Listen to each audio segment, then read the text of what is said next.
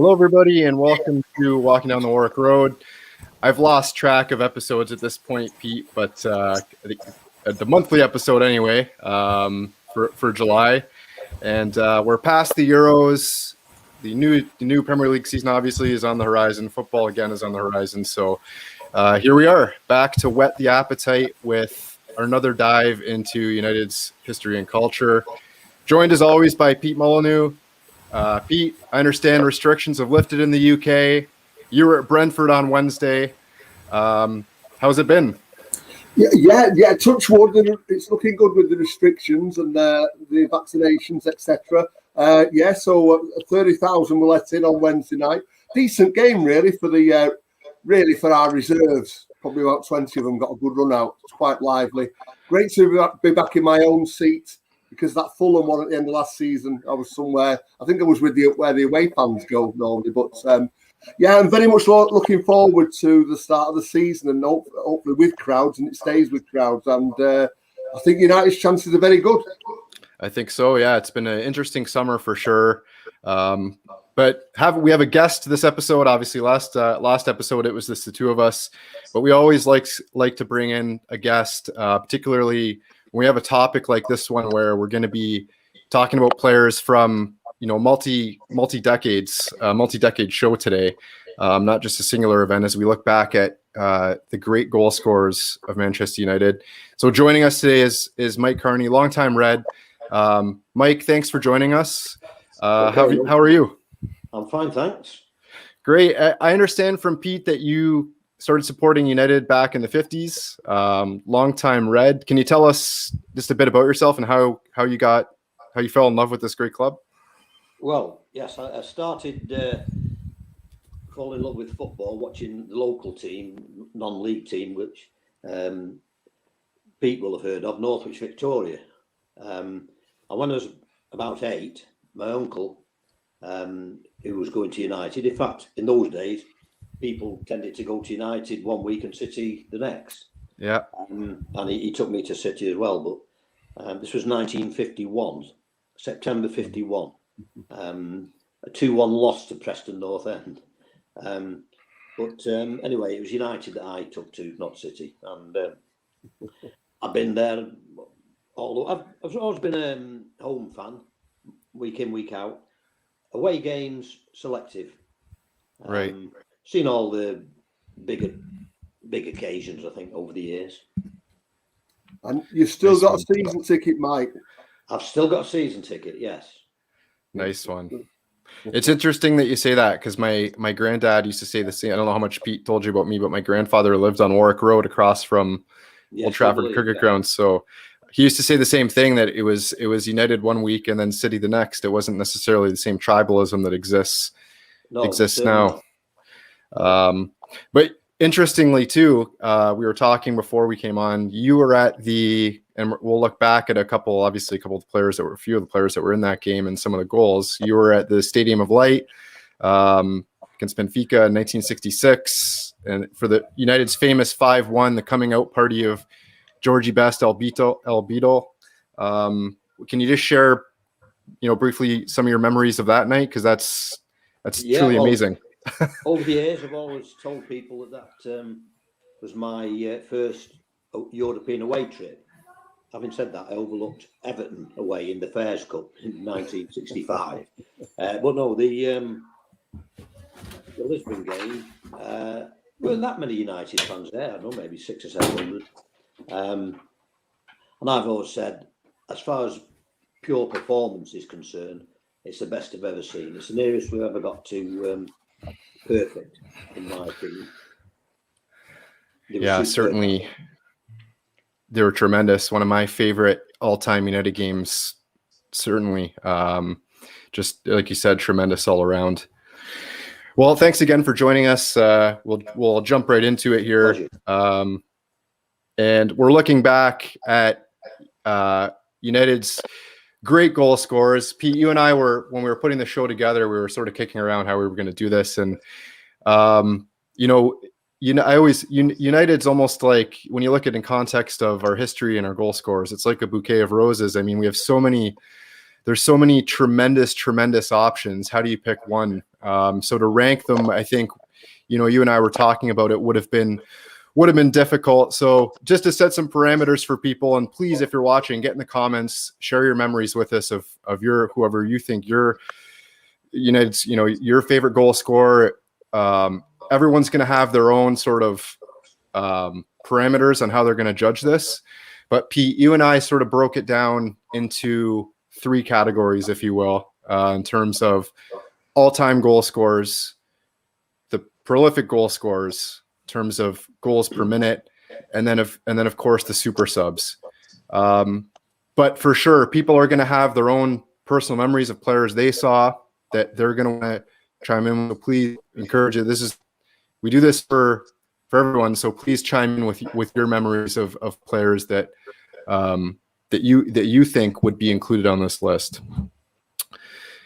So yeah, we'll get right into it. So the first part, we'll look at United's all-time goal scorers and put up the first slide here. So Pete, when we put this together, again, in terms of parameters, players that scored 100 or more goals for the club. Do you want to take us across the bottom row real quick there first? Sure. So this one, it's actually the 11 players who have scored 150 or more for United. So in our 149-year history, as Tim says, I like the expression, bouquet of roses. Our history is littered with great goal scorers, right from the days way back when there was no cameras to catch it, unfortunately. I read somewhere recently that last September in 2020, I think at Brighton, United scored their 10,000th goal ever. And in the 12 months before that, somebody, one of the players, can't remember who, became the 500th different player to score a goal for United. So how do you whittle that down? That's a real bouquet of roses.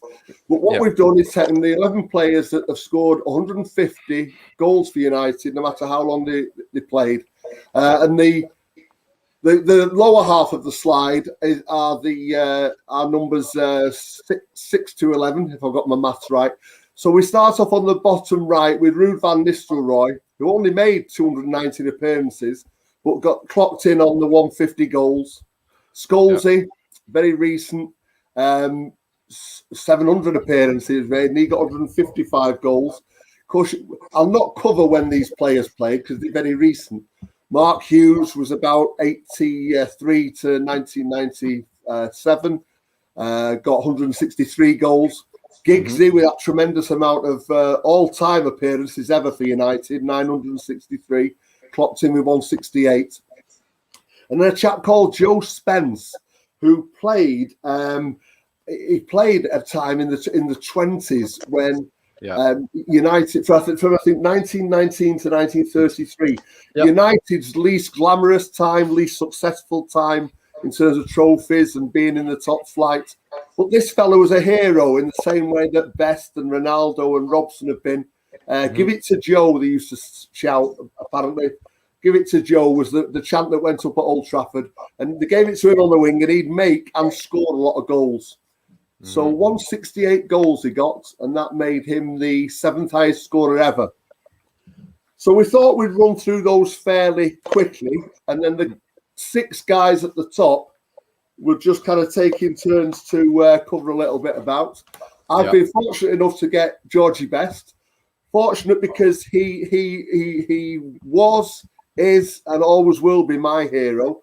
The best player I ever saw. I didn't see Duncan Edwards, but I've seen most of them since. And Georgie Best just lit up my life, my early life from being about 9, right up to when he stopped playing when I was about 20, 21. And as I say, it's the most spectacular player I've ever watched. But considering he played as a winger for a lot of his time, George Best got 179 goals in 470 appearances, which isn't a bad return. I'll just, before we carry on, Pete, do you want me to play the quick montage of some of Bestie's goals? Yeah, take it away. Here comes Best again.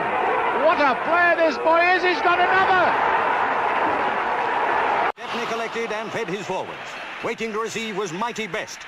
He simply walked the ball into the net.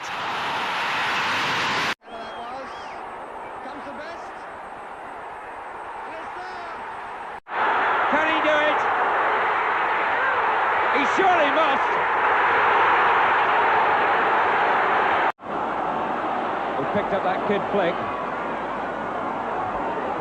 Driven wide. Yes!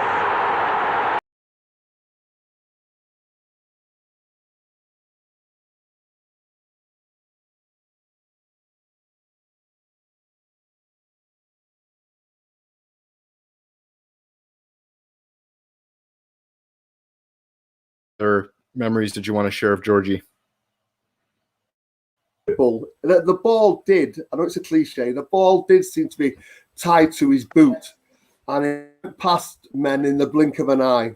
Scored a lot of goals, created a lot of goals. He could head, he could shoot, he could pass, he had everything.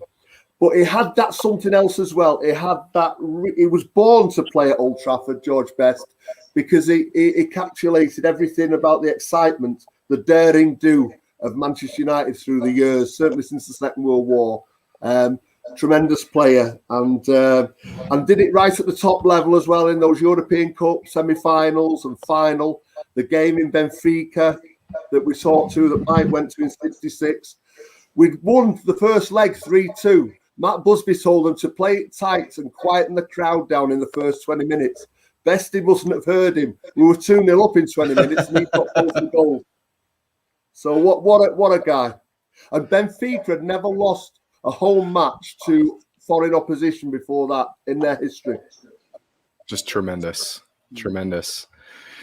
Right. Well, that brings us to another terrific player in Dennis Viollet, and Mike, we'll come to you on this one. But a player that certainly is well known over here in North America as well for his contributions to the game.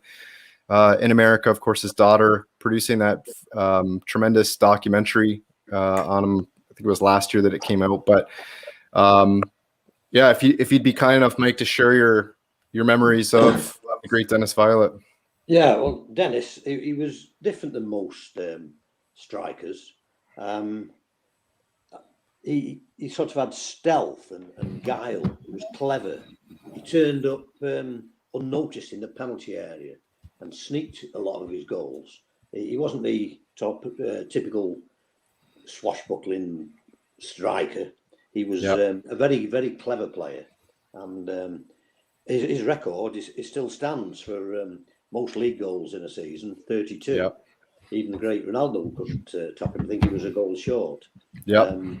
But yeah, he was a very clever player. And it was a bit of a surprise when he left in 62. Of course, Dennis came in, didn't he? So Dennis Law. So maybe that was part of what Busby's thinking. Indeed. We'll show a clip here of, again, some of just a quick montage of Dennis's goals. Violet, who slides it in. When halftime comes, the score is Burnley 3, United 2. En primer término a la izquierda y observen el sancionable empujón que le va a propinar Taylor antes de que remate Violet. ¿Han visto? Si arbitra la cámara ese gol. 4 minutes before halftime, Manchester's Violet goes through and it's a goal. Leva polutka Violet neodbranjivim šutom zatresla je mrežu. 1-0. That was it. And of course, go ahead. Yeah, continue, Mike. Yeah, one of the important goals that he scored was against the Madrid Atletico, was it? Bilbao, was it, Mike? Bilbao. Yep. It was. Bilbao, yeah, Athletic, yeah. Yeah, we'd lost 5-3 in Bilbao in the first leg. Yep. And they were struggling in the second leg at Main Road. And I think there was only a couple of minutes to go to half time, and Dennis scored a cracking goal. And, of course, lifted everyone then. And the rest was history. So that was a really important goal. Possibly, if he hadn't got that goal then, who knows, might not have gone on to win that tie. 293 goals and 179 goals and 293 appearances. Just a tremendous tremendous return, and Dennis will certainly pop up. Dennis Viola, that is, will certainly pop up later in the program. But I guess we'll move on to Jack Rowley, and a member of Sir Matt's first Cup winning side, or first good team, FA Cup winner in 1948. Do you remember watching him play, Mike? Did you catch the tail end of his yeah, I don't remember too much career about him. He played in the game, my first game that I watched against Preston in September 51. So that's 70 years for me this year. Wow. That's amazing. And I remember Pearson as well. He was another that played alongside of him. He was a good finisher, goal scorer as well. But they signed him from Bournemouth in 1937. So he had quite a career. Yeah. He didn't leave United until 1955. He was one of the last of the 48 teams. I think with Allenby Chilton. He was there pretty late on, while the babes were coming through. But he scored a lot of goals. And just to deviate a little bit, he had a brother who was also a great goal scorer. He was also called Gunnar Rowley. And he played for Leicester and Shrewsbury. And he holds a record to this day of the most Football League goals, 434. So it was in the family. But I don't recall any images or instances particularly of Jack, but he was one of the great goal scorers. Terrific. Mike, can I just ask Mike something, Tim? Yeah, please. First of all, those three we've done on the top line already that we talked in a bit more detail, all home reared, weren't they? Best, Violet, Rowley came through the ranks. No, I think Rowley. I'm not sure. Did he play at Bournemouth, you say? He came from Bournemouth, Jack did, yes. Right, okay. What were his qualities? You said it was stealth with Violet, and Bestie had all the mercurial skills. What was Rowley's main attribute? Strength, I think. He was, Dennis was a clever player. Jack was a strong player in the box, and good in the air too, wasn't he? Yeah. And I suppose the thing what struck me when we were putting this together, Tim, what is he fourth on the list there on that slide? Yeah, I believe he's number 4. I'll pull it back up. Yeah, number 4. Back on. Yeah. Now, so he's 4 there. Now, Jack Rowley started with United in 37 and left in 55. He lost 6 years of his career to the Second World War. Yeah. And given that he was on 211 goals when he left, and Rooney was on 243, that's only 42 goals off the current record. He could quite easily have been now the top scorer and held that record for the 70 odd years that Mike talked about. Absolutely. If his career hadn't been interrupted by the war, as would a few other players. But yeah, it's a great point, Pete. Really good point. We'll take a look. Why don't we take a look at some of Jack's goals? An opportunist Rowley nips in to lob past the goalkeeper and glide the equaliser into the net. Suddenly it's United's turn. A quickly taken free kick for a foul on Delaney. A glorious Rowley header, and they're on level terms. Keeping up the pressure, it always appeared like it, the United would score, and in another 6 minutes, Rowley added number 2. A corner starts the avalanche, and Jack Rowley scores goal number 1. Another corner and another goal. Jack Rowley again the scorer. So yeah, I think Mike hit the head there with strength, because he seemed to, obviously just from seeing him from clips, he seems to rise well into the air and good in the air as well. In about in the box. So tremendous and great point, Pete, about the career being disrupted. I suppose we're going to talk about Sandy Turnbull in the prolific slide, and again another player whose career was interrupted by the First World War. Yes. Right. So Pete, that brings us to another one of United's cult heroes, and somebody who was a part of your formative years in our discussions about United, Dennis Law. Yeah, well, I got lucky in this draw because I got Georgie Best, Dennis Law, and Bobby Charlton. United's holy trinity, and for the right reason. Dennis Law, the only guy who's got two statues at Old Trafford. One of them outside the ground with Charlton and Best, the other one on the Stretford end or in the forecourt of the concourse of the Stretford end. And that's because he was the king of the Stretford end. And well before Eric, God bless him, came, Dennis Law, it was drink to Dennis the King. Dennis Law, when United signed him in 62, it was a record signing by far. I think Quicksal's 4 years before was about 50,000, 45,000. Law came for 110,000. But that's when the 60s really started to come into colour, and when the 60s for United really kicked off for what would be, well, for a long time, their most glorious era till the 2008-2009 team. So Dennis Law, what can we say about Dennis Law? Well, first of all, look at his appearances, 404, and he got 237 goals in that period. That's an incredible rate, but we're just going at the moment by the total number of goals. Dennis's skills were, he was quicksilver. He was like lightning in the penalty area and certainly in the 6-yard box. Very, very brave, threw his body and his head in and his legs in where others wouldn't. Great at picking up rebounds from Best crosses or Charlton shooting or Hurd shooting.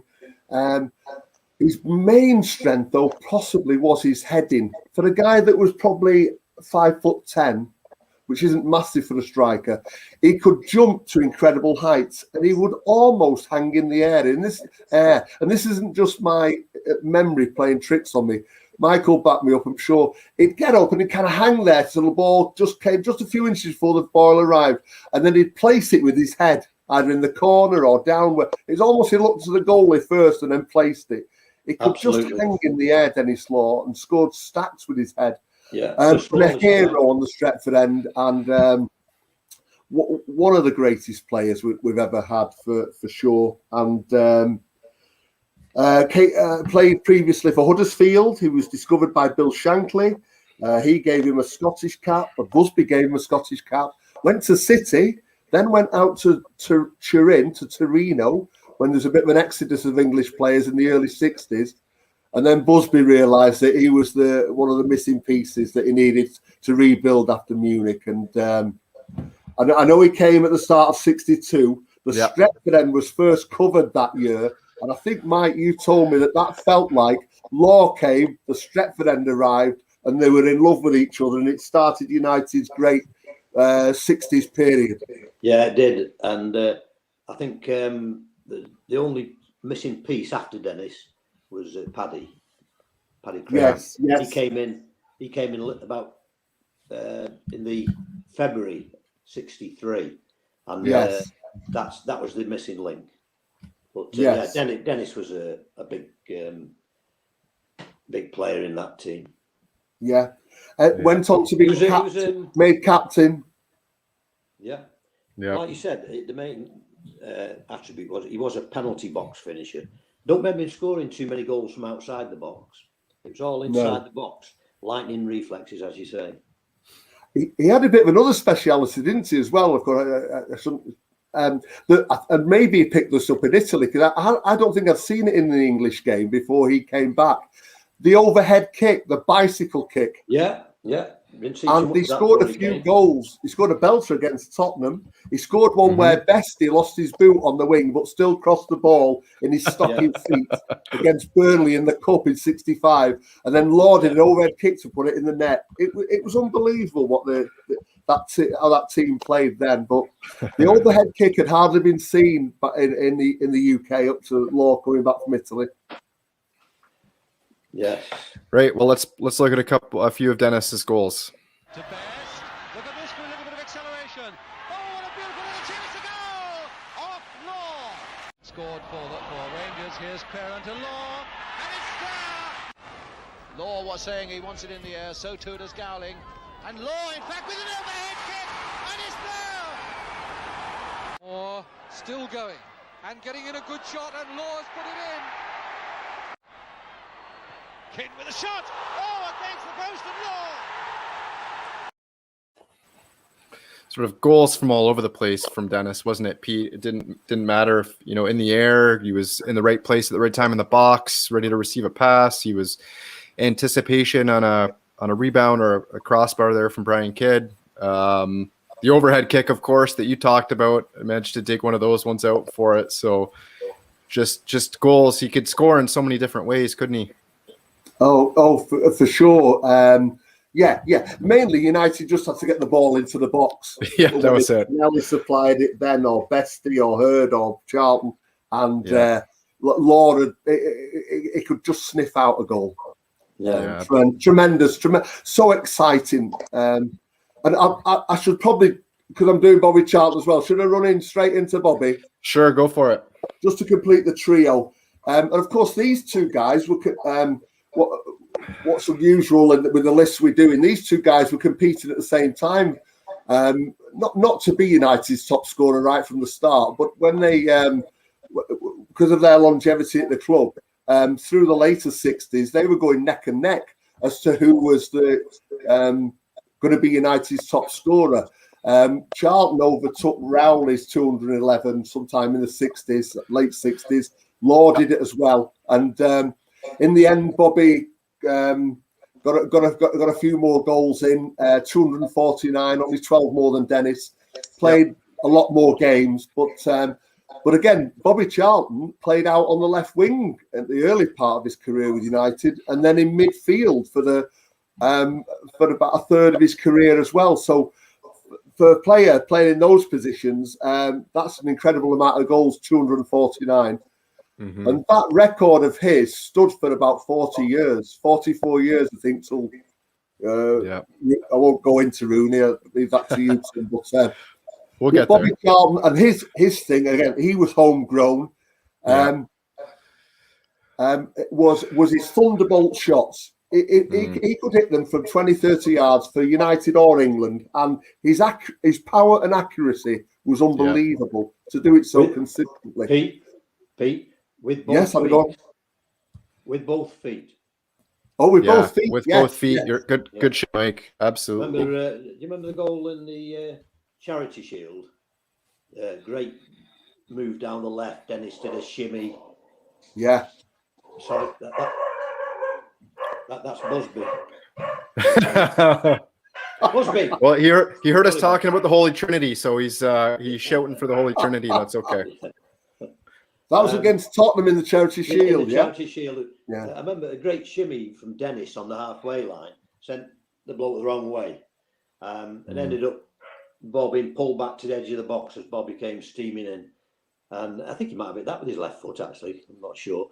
But it was a great goal, that was. But just a great example of the power of Bobby Charlton. I think when that goal went in, Kenneth Wolstenholme was commentating that night on Match of the Day. And he said, "Oh, what a goal, something like a goal, good enough to win the league, the cup, the Grand National, and even the boat race." And that's right. He was right. He was right. He scored some wonderful goals from distance. I mean, I think most of his goals were from distance.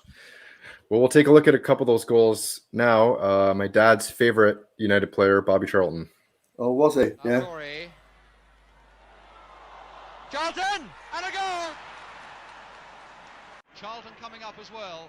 And on the far side, it's Aston. Straight into the path of Charlton! Best playing the pass as he was moving. Charlton going for a 1-2 and getting it!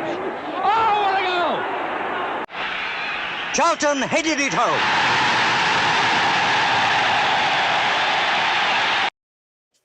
So again, just a quick snippet, just same thing with Sir Bobby, sort of got goals in all methods, but as you both touched on, his ability, I mean, you saw the strike there against Liverpool into the top corner, just a thunderbolt, but shots from distance, like you both said, just we're going to talk about David Hurd sort of when we get into the next slide. I've always wondered who struck it harder, Sir Bobby or David Hurd. That's a good argument. I think possibly David Hurd. He really, that's where Dennis picked up his goals from. keepers couldn't hold the ball. Indeed. On that top line as well there, Tim and Mike, of course, what we should add, it doesn't make a practical difference to them being goal scorers, but Dennis Violet and Bobby Charlton both survived the Munich air crash. Yes. And yes, it's indeed. a measure of them, I think, that they came back to play at all, let alone at the top level. Yeah. You know? Yeah, absolutely. Bobby, it was immediately after the crash that he really blossomed. Yeah. Yes. Yeah. Yeah. And why he didn't play in the World Cup that year was dreadful, because he should have done. Yeah. Yeah. Right. Well, that brings us to United's all-time leading goal scorer in Wayne Rooney. This is certainly within my wheelhouse. A player that joined United August 30th, 2004. Left United on July 8th, 2017. 559 appearances, 253 goals. His hat trick on his debut against Fenerbahce. Became the youngest player with that hat trick to score a hat trick in the Champions League. Just a tremendous player. Another player that scored goals in long range shots. A bit of a poacher, good movement. Maybe not as prolific in the air as some of the other players we've talked about, but still a tremendous player nonetheless. And we'll take a look at some of his goals and then discuss. Side and Wayne Rooney! And he finds Ronaldo, and there's Rooney! And Manchester United have snatched the lead right on half-time. Again, there's Rooney, overhead kick! Oh my word! That's amazing! Yeah, so again, some of the goals there. The Thunderbolt against Newcastle, because I remember just before that there was an incident where it was just they thought he was coming off because he had picked up a knock, and then all of a sudden he popped up with this absolute thunderbolt. And then the goal against Manchester City. Ironically, he says that's not as much as he loves the goal. That's not the goal that he's his best goal. He thinks his best goal, I think he said in an interview, if I remember correctly, was against West Brom. Just in terms of the movement and where how we got the ball onto goal. But that goal against Manchester City is just iconic in the terms of, its goal scorers. And then of course the goal against Newcastle, I remember talking to one of my mates and saying, which goal do you rate better? And he said, how do you compare them? They're just, with their own merits, with their own attributes, they're just tremendous goals. So, have at it with Wayne Rooney. I mean, what else do we say? What else do we say about him? Well, I think we're talking tonight about goal scoring, but he linked up play very well as well. Do you remember the couple of games against Arsenal? I think one was in the Champions League semi-final. Yes, Ronaldo scored. Yep. His approach play for that goal was tremendous. Yeah. Yeah, he's tremendous player. Sometimes with heroes' reputations grow. They develop at the time they're playing, and then they go, and then they retire, and it needs a passage of time before they're really appreciated for their greatness. And because Rooney is still so recent, I don't think he's quite got that appreciation yet.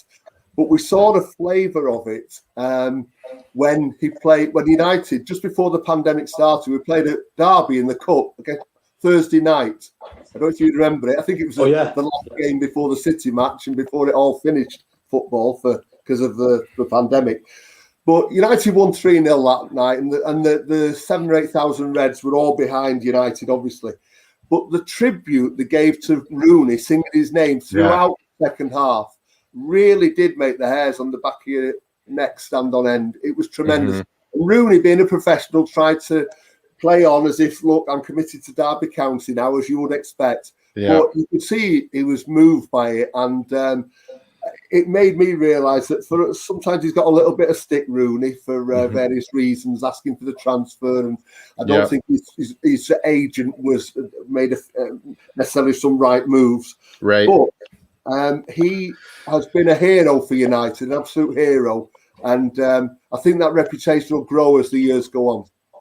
And his work rate too, tremendous work rate. I mean, I remember when he came over here and played even when he played in MLS, his work rate was just tremendous. He was never afraid to chase and to get about. So there's that as well, amongst with the other players that we've talked about. But he doesn't rate that City goal. The goal against City is his best ever, Tim. Yeah. I watched an interview with him, or it might have been in his article that he was talking about, and I should have, I suppose, got the exact game for this. But as much as he loved that goal, there was a goal. I'll tweet it out later from the Walking Down the Warwick Road account, because I have the goal saved, but I believe it was against West Brom, and I believe it was a ball from Ji-Sung Park.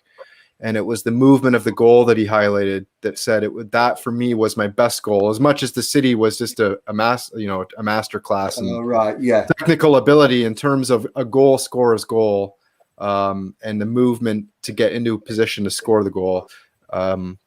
He touched it, which I found, because for me, I mean, if you score that goal against Manchester City in a derby in front of at Old Trafford to win it. I'd probably have a picture of that framed in every room of my house, to be honest. But just the pure execution, the body movement within. Yes, it even got a slight deflection, I think, off Company's shoulder. Yeah, you had to adjust. Yeah, and so for him to adjust, but yeah, players see things differently. But that must be one of the best goals I've ever seen at Old Trafford. I think has to be. Yeah, and the euphoria of the crowd, obviously, to be there to witness that live, something that special, in a Manchester derby, just certainly one of the more iconic moments amongst many at Old Trafford, for sure. Right, so that brings us through the top goal scorers, 150 plus. Obviously, as we said off the top, folks, there's so many tremendous goal scorers that we've been lucky enough to witness over the years. We sort of had to draw a line in the sand in terms of 150 goals, but I mean, there's still so many that we could certainly touch on. But we'll get into the prolific goal scorers. And Pete, do you want to just talk us through sort of there's going to be a bit of an overlap from the first slide, which we will get into some of the clips for the players that we haven't seen yet, but just talk us through, when we're talking about prolific goal scorers, what are we talking about here for people? Yeah, well, of course, most of those 11 we talked about and saw on the first slide, all those players that have played, the 11 that have scored over 150 goals plus for United, they did it because of their longevity, really. You'd probably exclude Ruud van Nistelrooy because he was only there 5 years. But they scored a lot of goals because they were A, good at scoring goals, and B, they stayed around for quite a bit. But there's been players that haven't stayed around as long for various reasons. When we thought we should look at their goals per game strike rate. So no matter how many, but they've had to have scored 100 goals at least for the club. Otherwise, you get something like James Wilson, who played 2 games and scored 2 goals. And just comes out top as the best ever scorer. So, sorry, James, but we couldn't include you in that. So, I'll run quickly along the bottom line. You recognise some of these, I guess, and some we won't. Right. Cristiano Ronaldo is only in at number 12. I say only. He scored 118 goals, but of course, he was a winger when he first came to Old Trafford in 2003. 292 appearances, 118 goals, and that gives him a strike rate of a goal every 222 minutes. So really, 90 minutes in a game, that's about every 2.25 games he scores. Mm-hmm. Okay.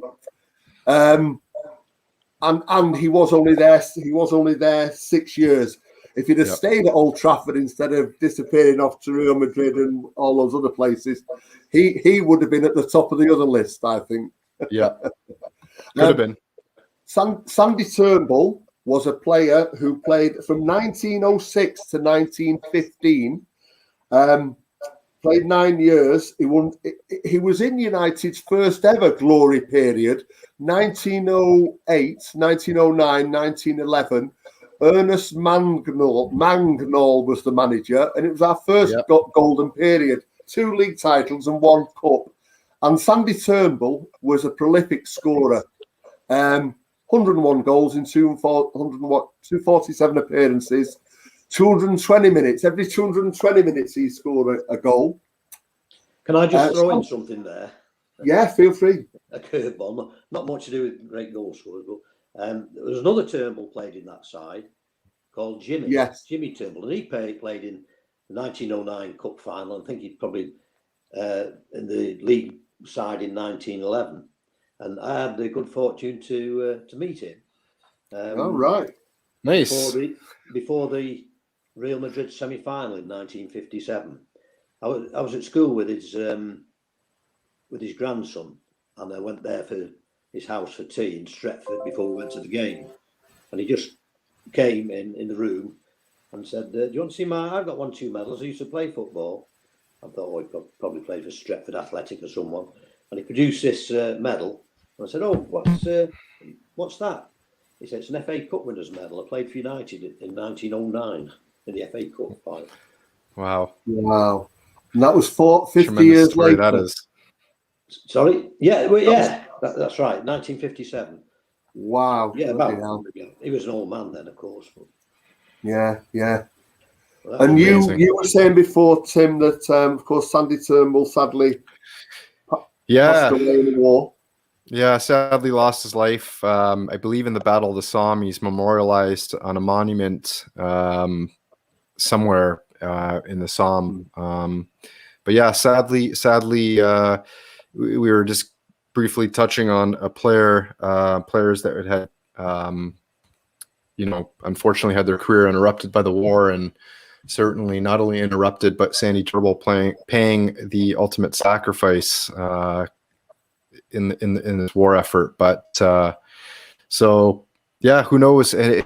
You talked about what would have happened if Ronaldo had carried on at United. Who knows what would have happened if Sandy Turnbull had carried on at United? Yeah, certainly. So yeah. Okay, Stan Pearson played in the same era as Jack Rowley. United, another golden period. Matt Busby's first success after the war and his appointment in 45. Won the cup in 48. Won the league in 52. Stan Pearson, Jack Rowley was scoring. Had a scoring partnership.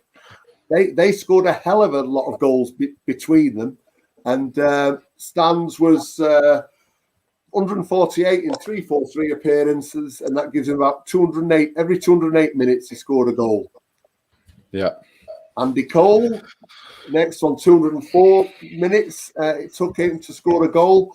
Andy Cole bought in for a record fee of $7 million in 1995. Amazing that it was only $7 million not that long ago. Caused a sensation when we bought it from Newcastle, when Newcastle let him go. But again, Fergie needed a goal scorer basically for domestically and Europe, and Andy Cole supplied that. Tremendous scorer of goals, 171 in 275 appearances, and he was there from 95 to 2002. Here's Wayne Rooney's strike rate. So he played a lot of games for United. He's the top scorer, and he scored every 199 minutes. He scored a goal. So just over two. It took him 2 games for every goal. So just over 2 games to get every goal. Finally, Jack Rowley on this bottom line. Stan Pearson scoring, but his massive total of 424 appearances, 211 goals, gives him 181 minutes per goal. So that's just about 1 every 2 games, isn't it? Yeah. Those were 12 in our top most prolific strikers by strike rate. 7 to 12, and maybe 1 to 6 we talk about in a bit of detail. Absolutely, and Jackson gets the ball and scores a goal. Andy Cole. So love for Andy Cole coming in from from that slide. Mike, is there anybody that in terms of the bottom row, is there any memories that you wanted to share, or anything you wanted to discuss? Well, one goal. When I think of Andy Cole, there's only one goal for me. That's the goal against Spurs on the last day of the season when we did the treble. That was his most important goal by a mile. Yeah, for me. Anyway. That's it. Well, I think so. Yeah, in the context of what was going on and having to win that day with Arsenal breathing down our necks, it was absolutely 100%. Right. Well, we'll get into the top row, and a player that pops up on this list that Pete, you talked about in the context of appearances and goals and the ratio, the goal ratio. David Hurd. We'll come to you on this one, Mike, or Mike or Pete, whoever wants to chime in. What can you share with us about David Hurd? Good, honest player. Saw his debut at West Ham, I think, in '61. Probably what we needed at the time. Good, strong player. My uncle never used to like him. He thought he was clumsy, but it was all about his shooting, really, and tremendous shot. Yeah, just a thunderbolt of a strike. How about yourself, Pete? What can you share with us about David Hurd? Yeah, if I remember rightly, Hurd came in to replace Dennis Viollet. Almost within days, I think. Dennis Viollet left the club quite. It was a bit of a surprise, as Mike said earlier. And then David Hurd had come in. I think Busby obviously just wanted to shake it up. Busby had played with David Hurd's dad, Alec Hurd, in the 1934 Cup final. So he knew him. David Hurd was playing for Arsenal when Busby signed him, but he was a local lad. As Mike said, honest to goodness player, tough centre forward, not hard, just tough. Could hold the ball up well, but when he was facing goal, just had a demon shot. I don't know if it was a bit of a gimmick, this, but you talked before earlier about whose shot was harder, Charlton or Hurd's. Yeah, there was some scientists at Old Trafford for one game, I think against Sunderland, and they recorded the shots of the players who scored. And one of David Hurd's goals that day, registered 70 miles an hour as it entered the net. Now, just to add something to that, Pete. By all means. David Hurd also played with his father at Stockport on one occasion, I think. Yes, in a very rare occasion of father and son playing. Yeah. Wow. Yes. Amazing. Correct, yeah. He was, but he is very underrated. You could easily add David Hurd's bronze statue to Best Law and Charlton on the forecourt, because each of those three players would give homage, due respect to David Hurd, but as part of that team from say 61 to 68, he played a big part. 2 goals in the 63 final as well. Yeah, he scored some important goals for us, didn't he? Take a look at some of his goals now. I know I watched a clip of Bobby Charlton telling him that he shouldn't shoot as hard because he's going to pull a muscle. So we'll see some thunderbolts here.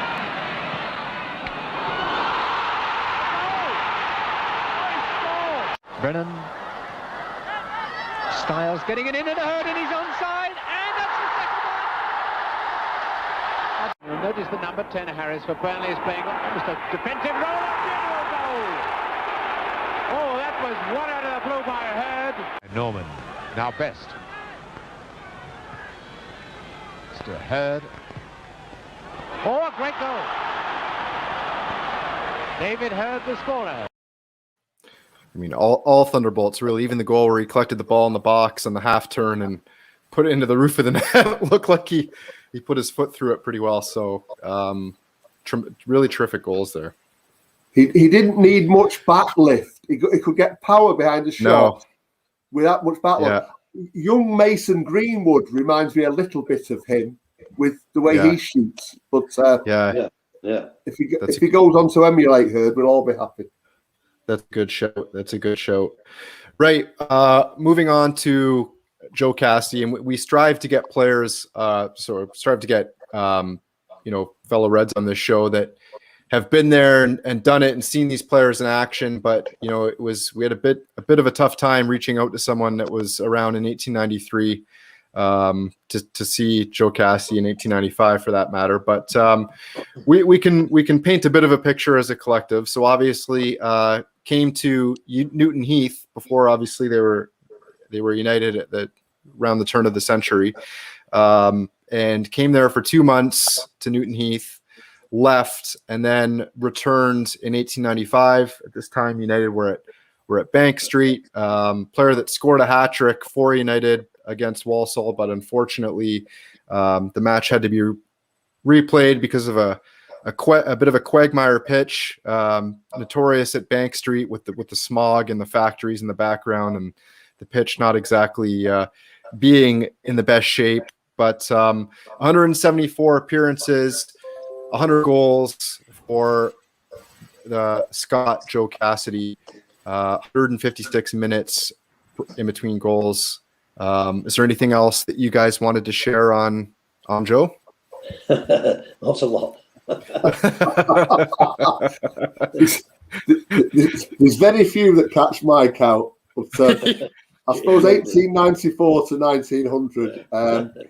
There was no cameras or anything. I think he played for Celtic as well, didn't he? Yeah, he did. Yeah, that's where he returned to after his first stint with United. He was there for 2 months. Newton Heath at the time, I should say. Yeah, of course. 1894 to 1900. United became Manchester United in 1902. Yes, and so he wouldn't have known anything called Manchester United when he was playing. But only 174 appearances, but 100 goals. It's a good rate. Yeah, very good rate. Very good rate. Unfortunately, obviously no footage, of course, but a tremendous goal rate. And I mean, we should say you and I, Pete, were sort of kicking about. Players that we wouldn't necessarily have seen play. Should we include them? But I think it's important, certainly, to include these players and sort of if you're doing a great goal scorer tribute. But right, let's move on to Dennis Law, Pete, and we saw clips of him, obviously, so we won't replay the clips again. But tremendous, 404 appearances, 237 goals, and just a tremendous, prolific goal scorer. Not just for the goals he scored, but the amount of time per goal. Yeah, exactly. 153 minutes, so just over a game and a half, and he maintained that for the 10 years he was at Old Trafford. I mean, he did have some golden seasons in that, which I think we'll come on to in a bit when we do another couple of records for goal scorers. But just a tremendous player and therefore an eternal hero. Yeah. Dennis Violet, obviously, we touched on him as well. 293 appearances and 179 goals. 147 minutes per goal, and again, as you saw from the clips, and I would encourage people to go. There's clips of all these players. You can sort of Google the game or YouTube the games from that era, and if you go on, you can sometimes watch the full games. And Mike, you touched on it as well earlier. Just his guile and his movement was terrific. Shifty, was able to himself, and really just smart. Very player, clever, yeah, indeed. Right. Well, that brings us to Ruud van Nistelrooy, player that we touched on in our last episode, Pete, in the terms of his goal return in the 02-03 season, and then also the 01-02 season. Tremendous goal scoring rate. 219 appearances, 150 goals, 131 minutes per goal. If you look at him and Tommy Taylor, who we have in first place here, there's like 0.2. We rounded down the numbers, but basically Tommy Taylor's on 131.2 minutes per goal. Ruud's on 131.4 minutes per goal. So just a tremendous return from Ruud van Nistelrooy, and we'll play just a couple of his goals here. This is Van Nistelrooy, and he's between two defenders, and he scores to put Manchester United in front. Wow. surrounded by white shirts and still going. What a run by Ruud van Nistelrooy. What a goal this could... Oh, it's Van Nistelrooy again. Can you believe this? You've got to believe it. It's 3-2 Manchester United. Another fantastic comeback.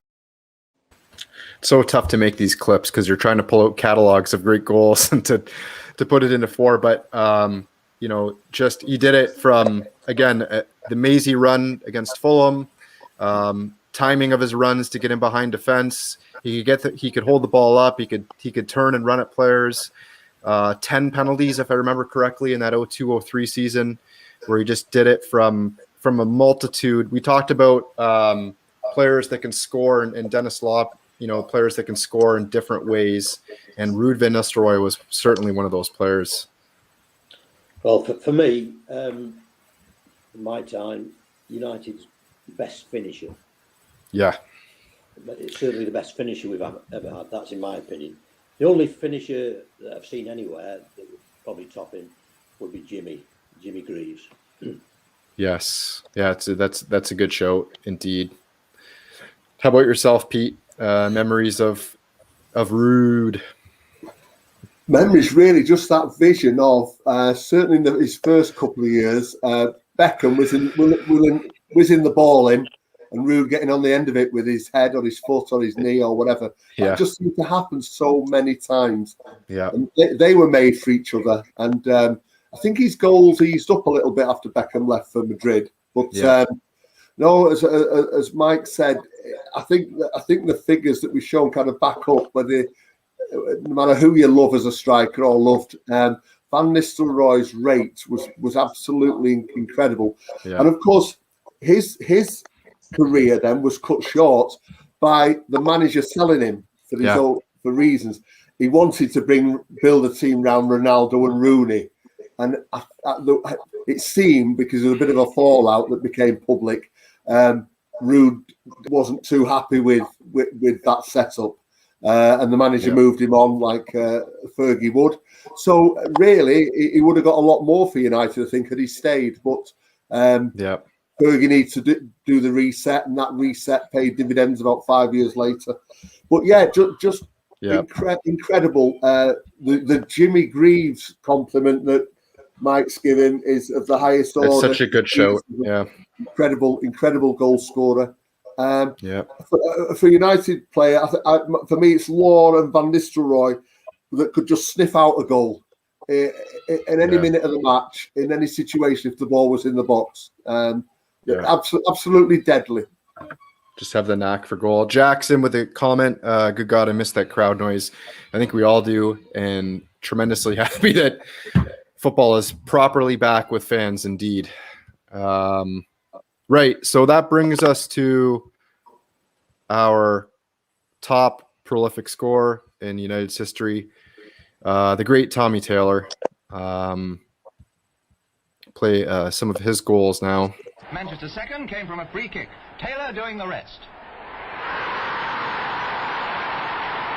He and Berry made the third. Ray Woods in there too. Taylor, a goal!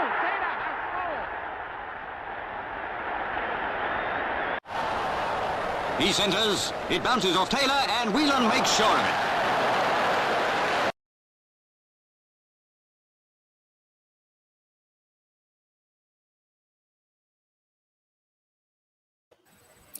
Right, so a couple of goals there from Tommy Taylor, just a colossus of a man, tremendous goal return. Mike, can you tell us more about Tommy Taylor? Yeah. Have we got time? Yeah. Okay for time. We're good.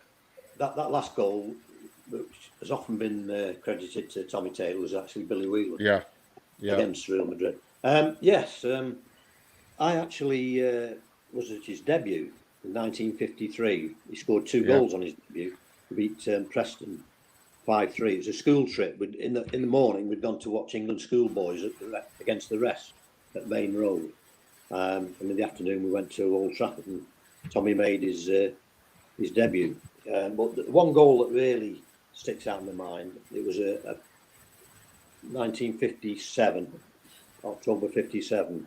We lost at West Brom 4-3. He went to the game. And I always, when I'm talking about Tommy, there's one word that comes into my mind, and I'm thinking really about his aerial power. It's majestic. The way he moved was fantastic. And this particular goal at West Brom, it was a free kick from, or a cross anyway, from Johnny Berry on the right. And I was behind the goal. And Tommy was past the far post as Berry attempted to cross the ball. And he ran right across the face of the goal. And by the time he glanced it, he was the other side. He was by the near post. And glanced it into the far corner. Fantastic goal. He was a great player, Tommy. I loved him. Could just score a goal. Another player that could just score goals in multiple ways. Just big, strong. It seemed like in the box, and could. That's right. Well, people recall his aerial power. He's brilliant in the air. As we saw in the cup final there, that's a different type of header where he looped one from Edwards' corner. Just wow, tremendous. Pete, is there anything you want to add to the man that is Tommy Taylor? Well, I didn't see him play. I was too young, and sadly, of course, he would have played many more games for United, but he lost his life in the crash at Munich. He was bought for a record fee from Doncaster, was it, Mike? Right. And how many? 29,990. Yeah, that's right. But Busby didn't want to make him the first 30,000 player in the UK. Yeah. So the rumour is he gave the tea lady £1. That's right. Stole your thunder there. I'm sorry. That's okay. No, it's not. It's fine. But he would have gone on to play for quite. It was one of the rare of the Busby Babes where Busby bought him rather than coming through the squad. And if that was in '53, that was the start of the transition from the 48-52 team to the Babes. Then, yeah. I think there's only about 4 players between 52 and 58 that they bought. I think Ray Wood was one. Johnny Berry. Tommy Taylor. I think there's another one who escapes me. Oh, Tommy Taylor. Tommy Taylor was one of the ones that my dad tells me. My granddad remembers him walking down Talbot Road, down to Warwick Road, from his digs to get to Old Trafford. So he was one of the ones that my grandfather that's knew. ironic that you say that, because I was stood outside the cricket ground one morning, having got a ticket for the Madrid game, and walking down Talbot Road from his digs, turning to Old Trafford was Duncan Edwards. Oh, wow. Same thing. Amazing. That's terrific. I was too gobstruck to say anything. Great. Just tremendous stories, and Jack's sharing the same sentiment. Great stories of the history of this wonderful club. Thanks for watching, Jax. And they are terrific stories. It's great. Like, if I had my wish, we could sit here all day talk about United. Right. Well, we'll move on to the next slide, which is the hat-trick club. And this is players that have scored 3 or more goals in a game. So you'll see hat-tricks are better, and then 3 in a game, 4 in a game, 5 in a game, and 6 in a game. And again, only players that have scored over 100 goals for this one. But Pete, you have the 2 players. I think you were telling me the 2 players that have scored 6 in a game, because we have had 2 players that have scored 6, have we not? Yeah. Given that we're talking about great goal scorers, the most any United player has scored in a red shirt. I'm just trying to think that we were playing in a red shirt that afternoon. I saw Georgie Best was one. He scored 6 in an FA Cup tie at Northampton in February 1970. I was lucky enough to be there for that. Yeah, I watched that one too. Did you? Yeah. And then in 1911, United played in the first ever Charity Shield match, 1911. It was against Swindon Town. I think it was played between the FA Amateur Cup winners then, or the Southern League winners. Anyway, a guy called Harold Halse, Halse, scored 6 in that 8-4 win. And the other scorers were Sandy Turnbull, who we've heard of, and George Wall. So the only time one player has scored 6, the only 2 times have been those games, 1911, 1970. Berbatov got 5 against, I think it was Blackburn. Andy Cole got 5 against Ipswich. I don't know if we've had another 5. There's not one on your sheet. Oh, Jack Rowley did. He's on your list. Who did Jack Rowley get 5 against? Faintest idea. Sorry, can't help you. The interesting thing quickly, another anecdote about George Wall, Pete, which again remarkable, is his great grandson lived behind my parents here in Canada. Oh, right. Yeah. Right. So another little anecdote there. But Dennis Law, 18 hat tricks or better. Just you talk goals in bunches. And Jack, of course, Jack Rowley up there. Dennis Violet, Wayne Rooney. We certainly had some goal scorers that could fill the net in bunches, didn't we?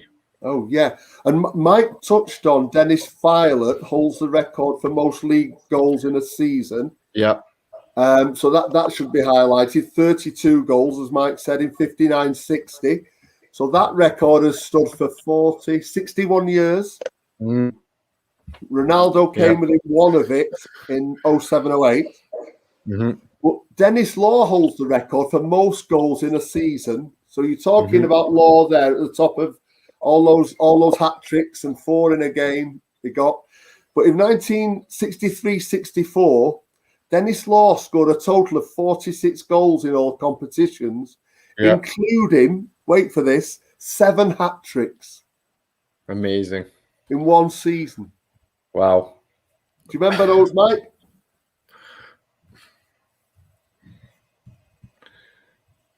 No. Anyway, it doesn't matter. I just thought we should just highlight those.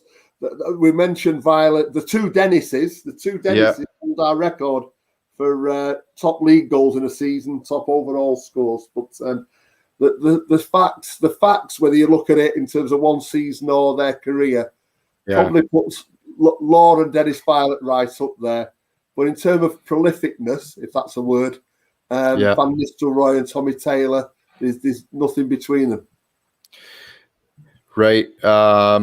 It's temporarily. This looks like temporarily. Maybe we've lost Mike. So we'll move on, Pete, to the last category here.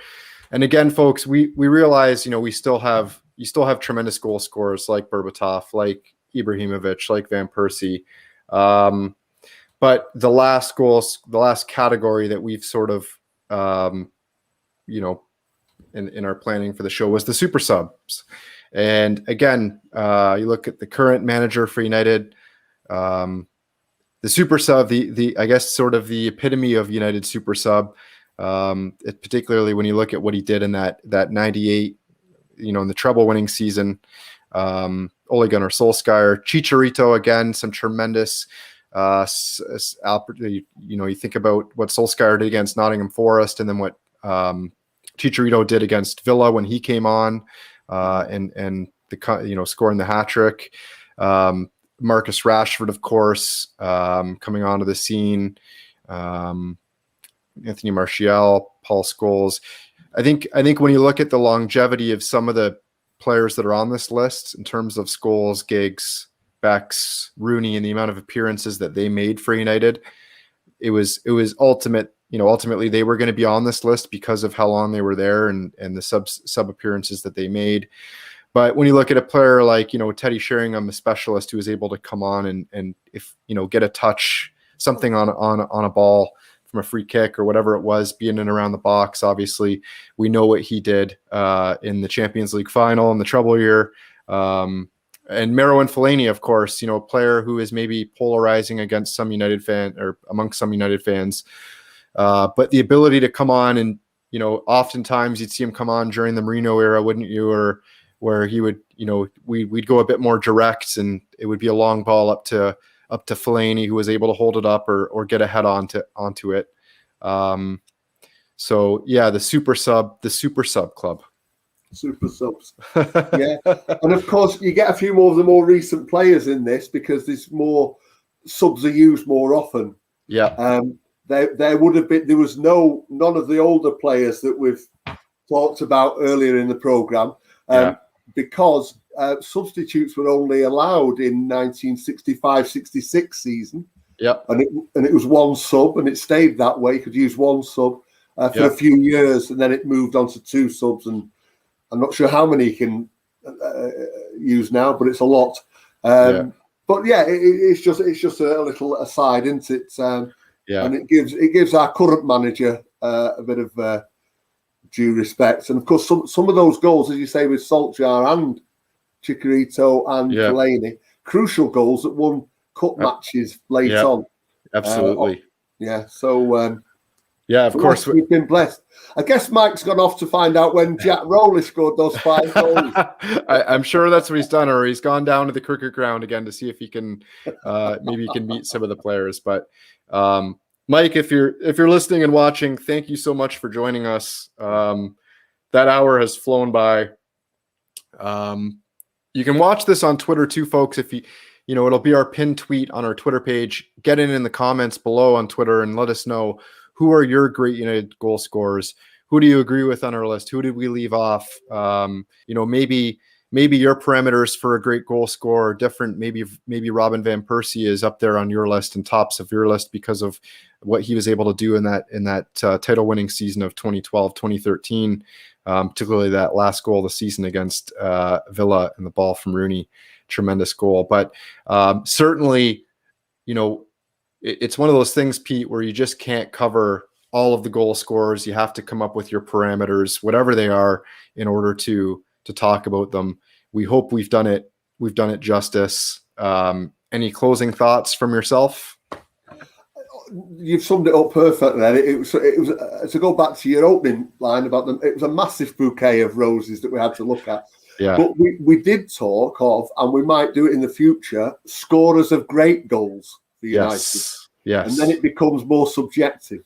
Yes, 100%. So maybe that'll be one where people can, it's not the facts, it's the emotion that went behind the goal. Indeed. Mike has rejoined us for... Someone tried to get through to me. And, no worries. So that's go out and come back in again. We were just doing some closing remarks, Mike. Was there anything that you wanted to add in terms of to sort of finish up with, United's great goal scorers and the context of the history of this club? Well, I think probably Tommy was my probably all-time favourite. But I think he just made the point that Van Nistelrooy, just a tremendous finisher. Yeah.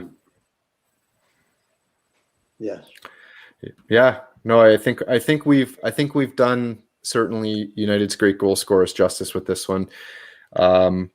Thanks again for joining us, everybody. We appreciate it. Reese is in.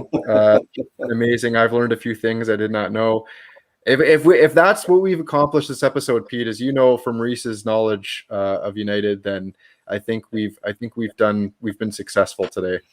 I aspired to find things out that Reese didn't know, and I feel it's been very successful.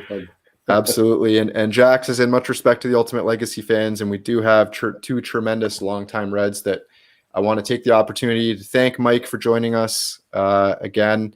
Thank you for your terrific stories, Mike. I think pleasure. I can speak from a younger-ish United fans, I suppose, or middle-aged United fan, that it's terrific to speak to longtime Reds like yourself and really allow, you immerse us in the history of the club. So it's just been terrific. Pete, as always, thank you very much. And you and I will speak soon. But parting words, fellas. Enjoyed it very much. Thanks for having me on. Me too, as ever. Always enjoy it, and having Mike on as well. We've had, in terms of United support, the equivalent of football fan royalty. Yeah, I would agree with that. Anybody who was at the Stadium of Light in 1966 is the epicenter of United support for me. So exactly. Right. Thanks for tuning in, folks, and we will see you in August with another show. Thank you. Yeah. Bye.